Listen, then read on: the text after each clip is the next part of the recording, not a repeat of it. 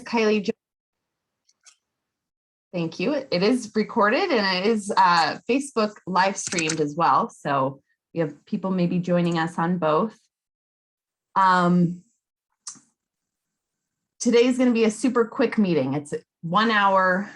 We have time for question and answer after the guest presentation. So toward the end of the meeting today, if you do have a question, you are more than welcome to put it in the chat box.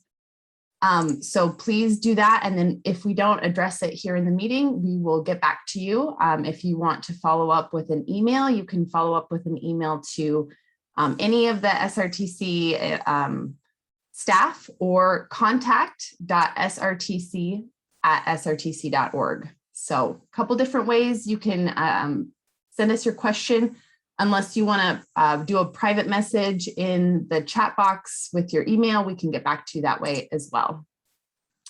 So welcome to the 2022-2025 Transportation Improvement Program public meeting. We, for short, call it the TIP, and we'll be talking a little bit more about that. So we'll just go ahead and get going here, and looks like a few more folks are joining as well. So welcome.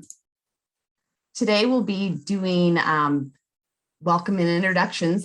That's what this is. We'll be looking at an overview of the 2022 through 2025 SRTC TIP. And then we'll hear from some guest speakers about specific projects that are happening in our region. And then we'll have time for some question and answer.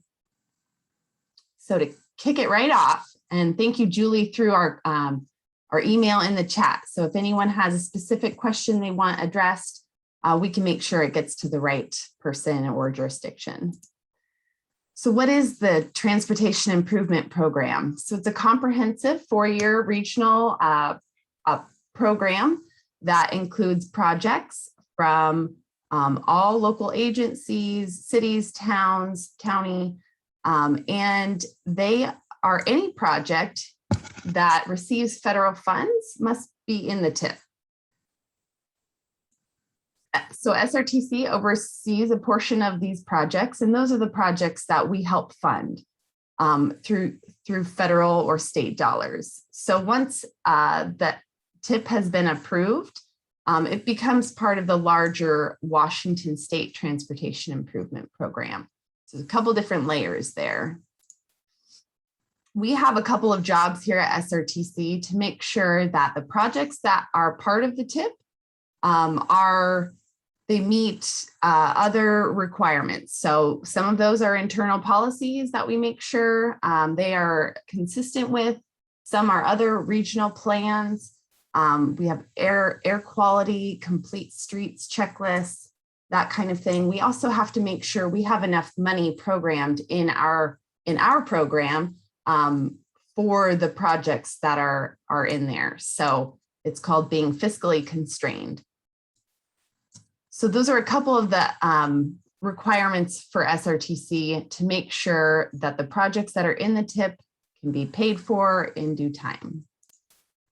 So right now, this 4-year chunk of time, we have 85 projects in there, transportation projects and programs that total up to be about $743 million over the next 4 years. And at a 6-year look, we're looking at about $766 million for the region. So that's a lot of money. And there are different types of transportation projects. So here is a look at what kind of projects are coming up for our region. So you can see the type of project, the number of those projects, and how much funding is going toward those projects at this time. So some of the bigger,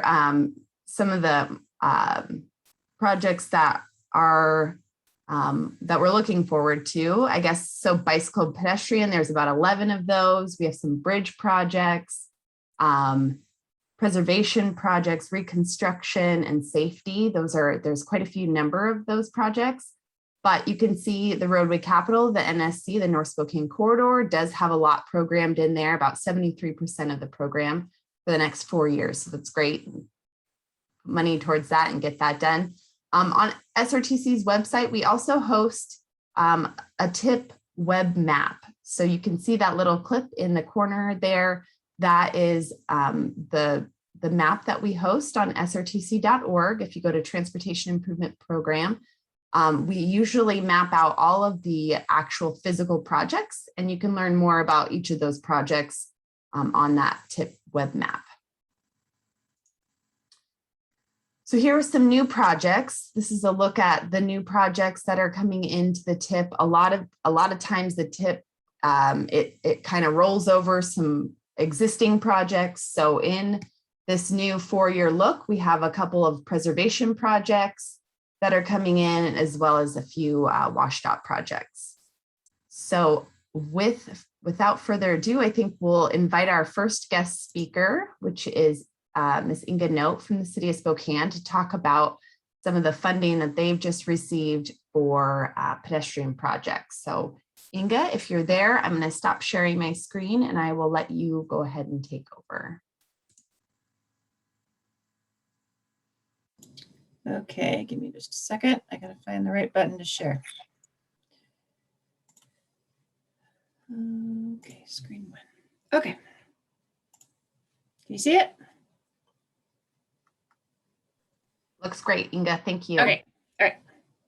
So I'm just gonna go through, we have 4 grants that we received through the state's Safe Routes to School program, and I'll go through those. The first one is to build a shared use pathway starting at the Children of the Sun Trail, which you can see on the right-hand side. It is not built yet, but it's in design and will soon be under construction.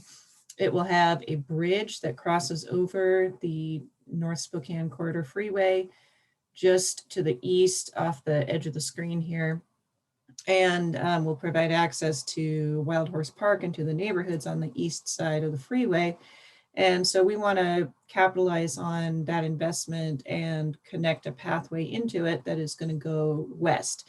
So our project will start right at the intersection there, and we'll build a shared use path on the north side of Garland. We'll just be building it within that green buffered area near the Safeway. And then once we cross over Regal Street, it will run along the north side of Garland by taking out some of the on-street parking and widening the existing sidewalk and changing it into a shared use path. So I've got a little bit more detail on the next slide. So this is what the terminus of the NSC path would look like.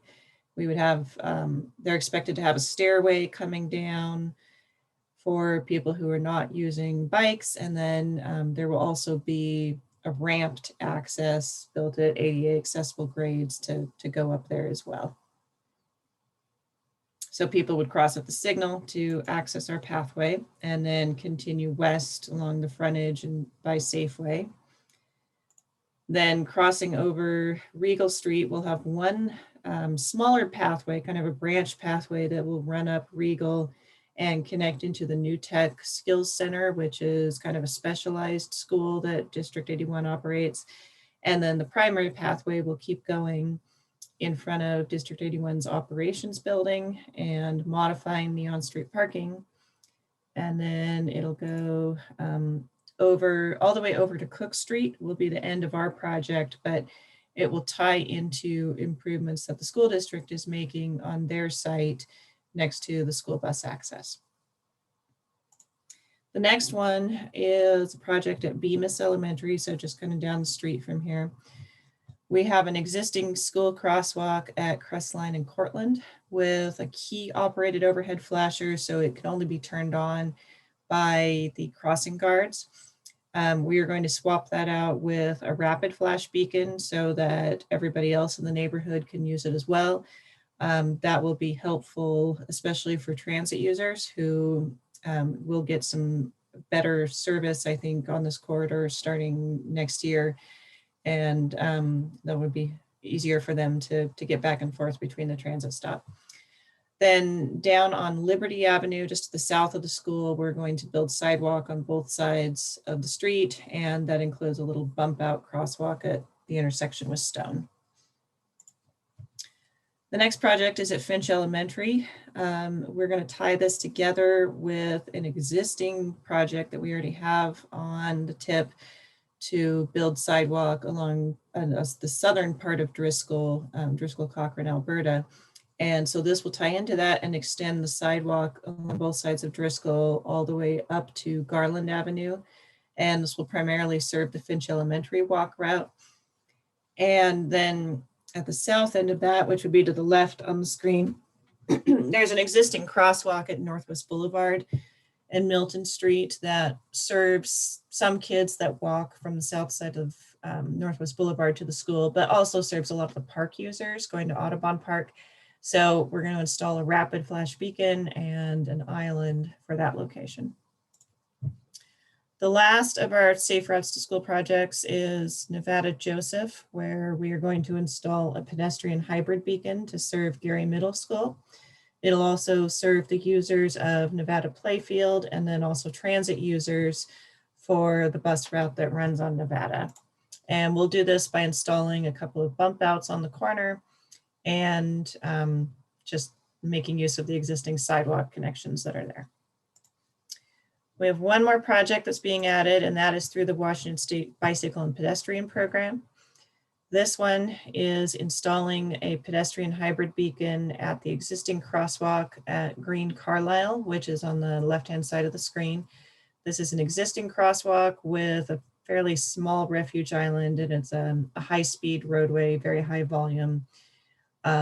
This will give them a controlled crossing. We will also improve one of the bus stops, the northbound bus stop, by working with STA to install a bus pad and hopefully a shelter pad.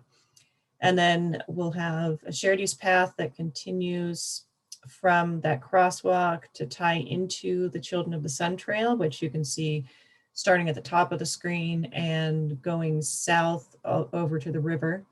That will be built by WashDOT, but our project will tie into it.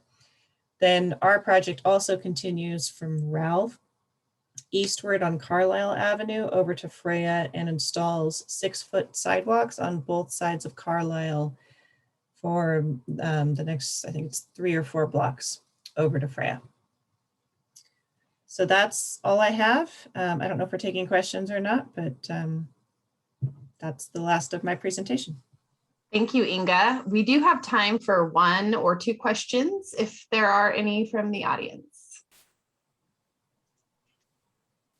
Inga, could you tell us the utility of the word bump outs? I know you used that a few times just for the audience. Yeah, you can see them. Actually, we've got some on this screen too. A bump out is just a place where we basically bring the curb line further into the street, which shortens the crossing distance for pedestrians. And usually we do that in places where we have on-street parking. So it'll kind of push you out. So as a pedestrian, you're more visible crossing the street and you're not hiding behind the parked cars.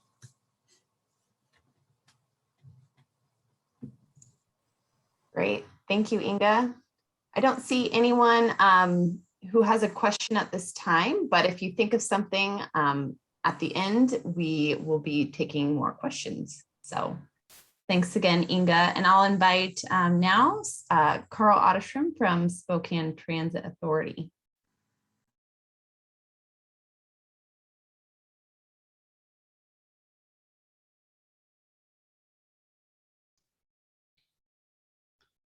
Good afternoon. Pleasure to be here and pleasure to talk about just one of our projects in the TIP, but actually it has many tentacles here and legs. And so I want to talk about the overall STA's overall Better Electric Bus Program. So just a background, STA's comprehensive plan Connect Spokane has a sustainability element, a policy that has a framework that looks at both sustainability as the convergence of social, environmental, and economic sustainability. And so we're not only responsible to be environmentally friendly as an agency, we are here for the community as a resource to support the social fabric of our community, but also we have to do everything within economic constraints and opportunities. in support of our overall sustainability policy, STA developed a report in 2015 that looked at alternative fuels from hydrogen fuel cells to biofuels and battery electric buses. And in that evaluation at the time, the staff conclusion was that we should, as an agency, look forward to a bus system that transitioned away from diesel fuels, and not, we actually looked at other propane fuels, other things, CNG in the past as well. And so the thing about, though, especially in 2015, battery electric buses, their miles between charge was not sufficient for an all-day duty cycle. And so it was recognized that it was too costly to install on-route chargers across the system. It also has a operational time expense. And so it was just cost prohibitive. However, the expectation was that battery technology would advance, and there may be some strategic locations or opportunities to install on-route charging in the meantime. And so our initial strategy based on that was to ensure, as we built out our capacity as part of our expansion program for STA moving forward, to include, which is our 10-year plan, to include charging infrastructure supportability in that new garage, and then install that technology once the specific requirements of the buses were known. And that included the city line, which initially that was not yet funded, but has since been funded. And those buses would have on-route charging as well as charging in the bus garage for overnight charging. And then also pursue electrification of the Monroe-Regal High Performance Transit Corridor, which is now known since September 2019 as Route 4. And that again assumed on-route charging given the technology status. So we have been successful in the past. This is an update we gave to our board last September with regard to grants that support electrification. We have over $24 million at that point received in federal and state grants to support electrification, including on the city line, as well as our first tranche of electric buses and the charging infrastructure for the garage. And that offsets more than the $18.3 million that was estimated at the time for that initial electrification, which was not the entire Monroe-Regal line, I should point out, but it was a portion of it plus the cost of charging infrastructure. And at that time, also, in 2020, we completed a second study, this time with an outside firm who does this type of work in helping transit agencies across the country transition to electric fleets. And really the question was posed, how do we bring our entire fleet, given our 2015 conclusion that battery electric bus technology was the direction for the future, how do we transition over time? And ultimately that same goal, that caveat that we really want to pursue electric charging that does not require on-route charging. And so in that, what we learned is that it really is a contingent on technology. Our system has routes that the buses may be only out there for 150 miles a day, other routes where the bus is out there on the road for 400 miles in a day. As a result, not every route can accommodate an electric bus, and not every electric bus can accommodate the wear and tear that's specific to that route, the grades and whatnot. So they actually did a very detailed study of the city line and the Monroe-Regal, which has many hills going from the north to the south. And I evaluated exactly how much time would be required for on-route charging, and then looked at the rest of the system and modeled out, given continued advancements in battery electric bus technology, how many buses over time could be electrified. So in a long-term frame, we could look at up to 2/3 of our fleet being electrified with kind of the reasonable advancements in technology. And then near term, though, we are constrained by our garages. So our garages, the main campus is built in the 1980s, and so retrofitting it for electric buses would be very expensive. And so the near term is since Boone Northwest Garage was built with electrification in mind, we can expand the capacity, the number of buses in that garage to about 40 and support electric buses that way, subject to funding and evaluation of the technology. And earlier this year, we took a look at that overall that approach and said, you know, even though the technology is advancing quickly, and given that we have received in partnership, SRTC received, and we are a beneficiary of about $300,000 of Department of Commerce grant for electrification infrastructure.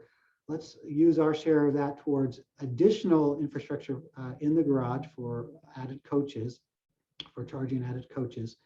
And go, at the time we had funding and some delivery of 18 coaches, better electric buses coaches.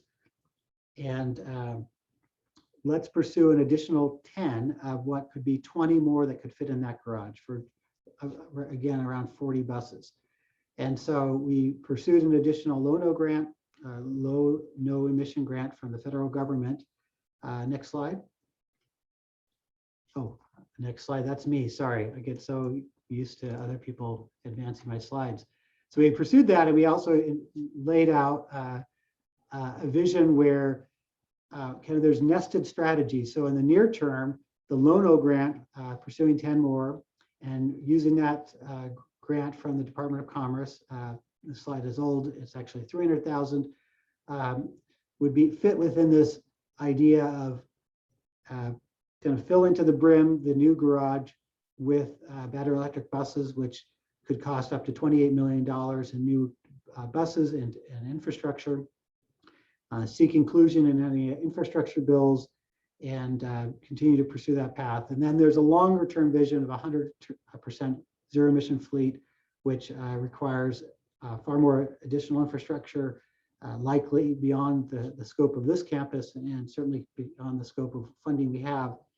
But we continue to seek opportunities to make sure that strategically we're aligned and positioned for that. So at this point, we have 14 battery electric buses on campus. This includes all 10 electric buses for the city line, 4 buses for the Monroe Regal line, including 2 40-foot buses made by New Flyer, 2 40-foot buses made by Proterra. We received earlier this spring $900,000 from WashDOT through the Green Transportation Grant Program for 2 additional battery electric buses for the Monroe Regal corridor. So that brings us up to 20. So, sorry, not 20. Excuse me, 18. I said before. Let me go back a couple slides. This slide here, 18 was what we had in the capital program. This additional funding brought us up to 20. And then later in the summer, we were awarded $6.4 million for 10 battery electric buses from FTA, which would bring us up to 30 total battery electric buses. And so right now, we have 16 in our capital program. Not all of those are reflected in the TIP, because the TIP is focused on projects of regional significance or have federal funds. At this point, only 10 of those additional buses have federal funds that have not yet been obligated. And so 10 of those will be procured from Proterra, who is a partner in our grant application. And then 6 others will be procured based on the evaluation of this first New Flyer and Proterra buses. And then that would be applied to the Monroe Regal corridor. And so again, that $6.4 million grant is in the draft TIP. Just some pretty pictures. Here is one of our 10 City Line vehicles, and some glamour photos of a New Flyer coach that in 3 of the 4 photos, that's at Moran Station, which is on the South Hills, a project STA completed in early 2020. And then later added the charging infrastructure. So you see up here is what they call a pantograph that connects up. There's a bar across there that then charges with this overhead gantry. And a lot of computer systems to basically not entirely charge the bus in these fast charging environments, but it takes about 8 to 10 minutes to charge enough where this bus, based on our analysis and the mileage it provides, it would never need to go back to the garage if we didn't have other reasons to bring it back at night, and just be continually in use given the technology for something like 5 years. So great stuff, and just happy to answer any questions about our battery electric bus program. Great, thank you, Carl. We do have one in the chat right now. John asks, will there be chargers at the downtown plaza, and is it feasible to do it that way? I don't think we will. It would be a pretty expensive retrofit in that environment. It's also, we are working, typically buses have no more than 5 minutes of what we call dwell time at the plaza. They're basically exchanging passengers and not laying over in a format to give the bus driver a longer break. And so it's not practical that way, higher costs. And then ultimately our goal is to put it at fewest places as possible and keep it concentrated in the garage, because these are more expensive than providing it in the garage. Great, thank you. Any other follow-up questions for Carl this time? Very exciting. So Carl, the total number of battery electric buses that you'll have is, remind me. So we have, with this added amount and what's in their capital program, 30 total. And these buses, these last rounds, the 10 will be delivered in 2023. That's amazing. Very cool. Exciting for our region. All right. No other questions at this time. We'll go ahead and invite Spokane County's Matt Zarkor to talk about, I believe, the Piccolo 2, excuse me, project. All right. Thank you. I would like to start by thanking SRTC for the time to talk to them a little bit more about our Piccolo Gulch project. And I guess a little bit of background. Our Piccolo Gulch project is a connection, a northeast connector is how we like to think of it, from the north side of Spokane to the Spokane Valley. And it's been a really great project for us. It's been a long time coming. We're excited to get towards the end of this project. Has everybody seen my screen okay? We can see the whole presentation. Do you want to click on the slide 1 and then, or just the little button up at the top there? It has all the way up in the orange banner. Oh, I'm with you. Like that. Okay. Thank you. I'm not starting my slideshow yet. Thank you. Okay, no worries. Okay. So next slide down. Like to start by talking to you about our project 6. And this project is actually at the very southeast end of the project. And it connects our project 5, we call it, which is kind of in the progress area, if you're familiar with the valley, down to Sullivan and Wellesley, which is the terminus of the county portion of the project. And this project, as you can see, runs through East Valley School District property for a portion of it. So we've been in conversation with them and have worked out an agreement on what those impacts were. So that was kind of our last step we needed to take before getting this project out.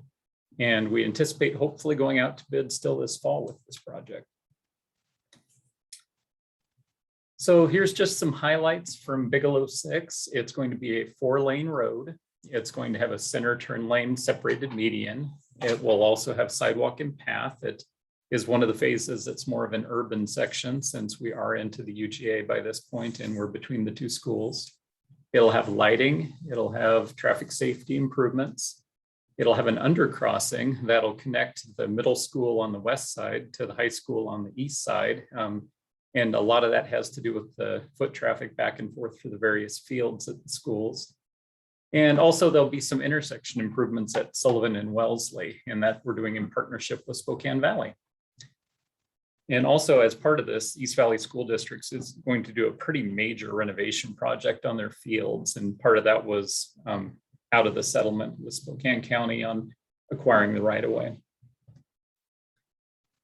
This is a little bit more on the funding and the schedule for Bigelow 6. You can see that we have a variety of funding sources here. There was federal for about 4.5 million, FMCIP for 2, TIB for 2, and then the county for a little over $3 million.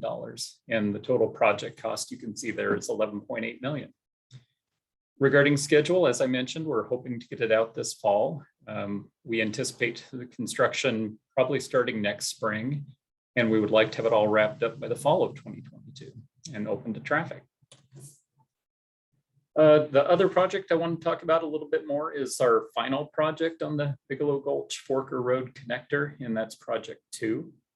And this is at the other end of Piccolo Gulch. It's connecting into an early phase that we did just a little bit east of Francis Avenue. And as you can see, this doesn't really show it too well, but right now this is the really windy, steep part of Piccolo Gulch, and we have a lot of accidents here. So this is a section that we're anxious to complete because I think it'll be a big safety improvement for the folks that use this corridor. You can see here it's 1.7 miles of realignment, and it is a major realignment. It's going to take out these very sharp curves that are on a steep grade that we have a lot of challenges with in the wintertime. And there at the bottom, you can see our anticipated schedule. We're designing it next year, and we hope to be out to construction in 2023. And we do have a funding hole in this one that we're looking to fill, and that's something that we'll be pursuing in the meantime. And I think that's the end of my presentation. I'd be happy to entertain any questions anybody might have. Thank you, Matt, for that. So 2 projects, 2 large projects for the county, one near East Valley High School and Middle School, and then the other in sort of the Francis Freya area. So a little bit spread out, but I think they'll definitely be connected. The idea is that they're all kind of connected. Any questions for Matt? Not seeing any at this time. I will go ahead and invite our final speaker of the day, Mr. Adam Jackson from the city of Spokane Valley. Hi, Kylie. Thank you. Give me 1 sec while I pull this up. No problem.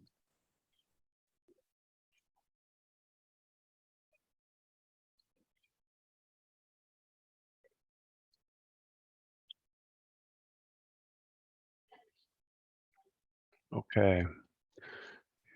Confirming you all see the Pines Road BNSF grade separation project. Looks good. Thanks, Adam. Okay, thank you. So amongst other projects, Spokane Valley's priority has been the grade separation of Pines Road and the BNSF railway right there near Trent, which are, it's the intersection of 2 state highways.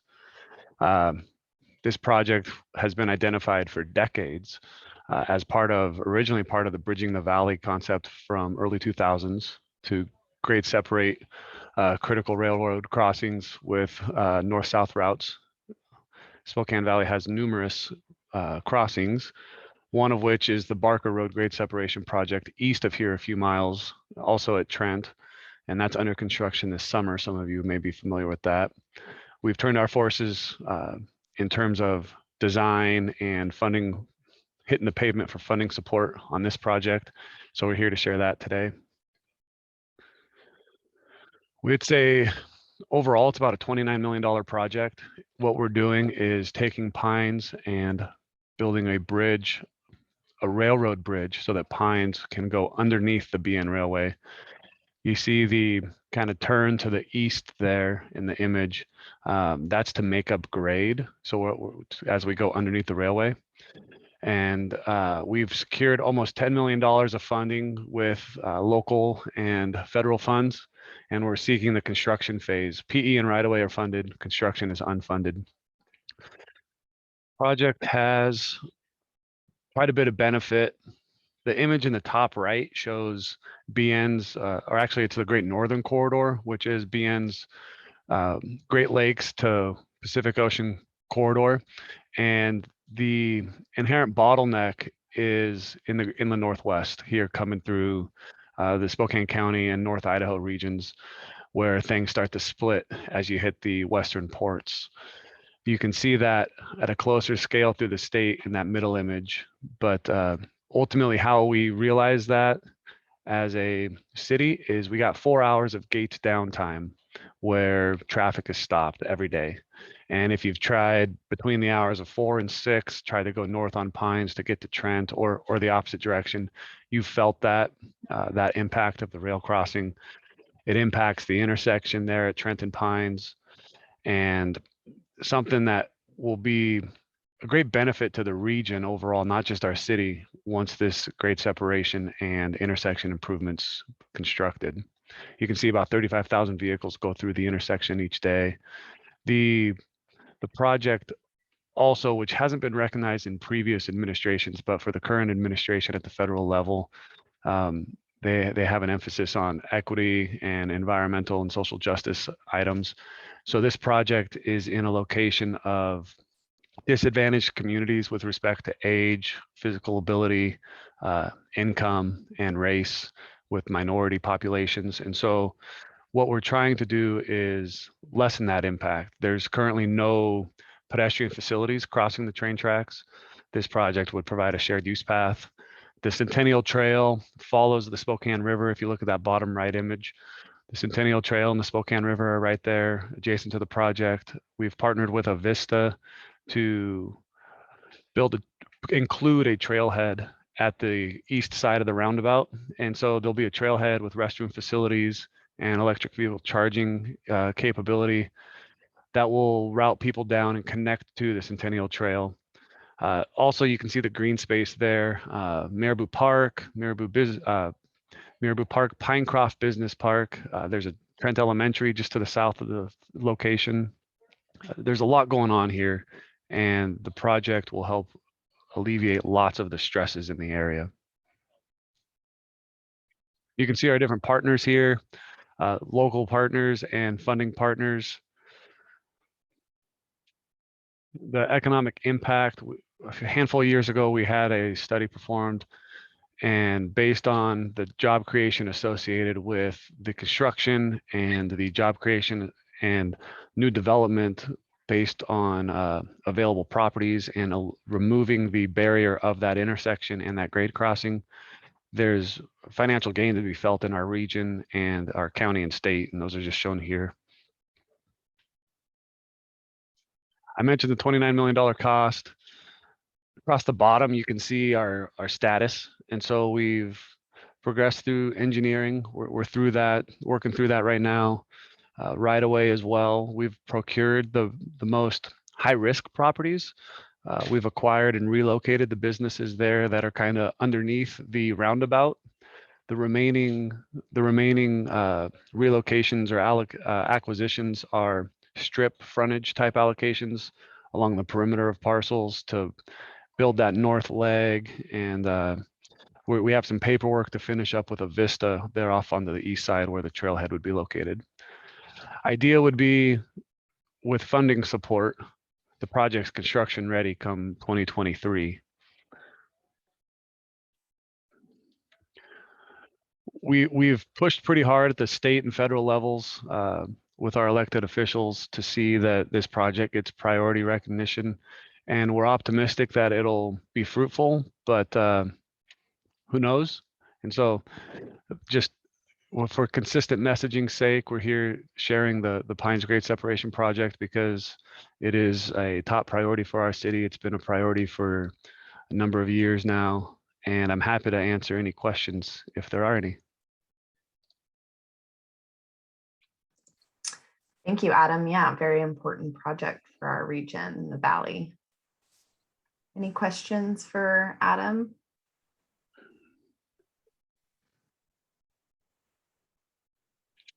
Can I ask one? Sure.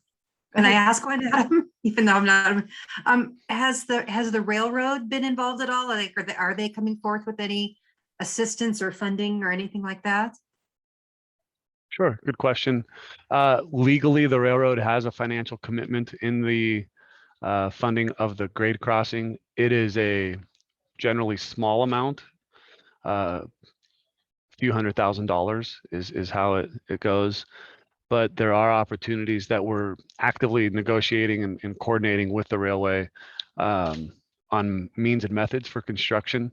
There's cost implications if we build it as a part of the bid and go build package versus what if the city contracts directly with BN and BN forces go build it. There's some advantages to be had, but there's a lot of moving parts. And so BN is involved. They're a very close partner. We meet with them regularly, and yeah. Thank you.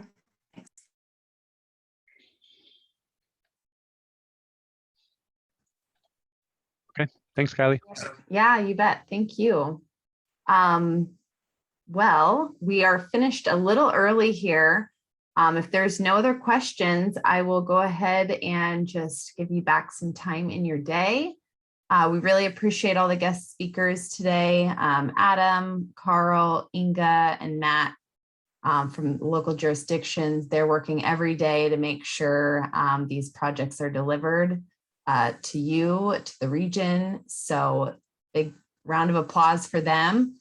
And of course, you know, we're here, SRTC is here as a space where you can ask questions, and we can help direct those to the right people. So thanks again for joining us, and we'll see you later.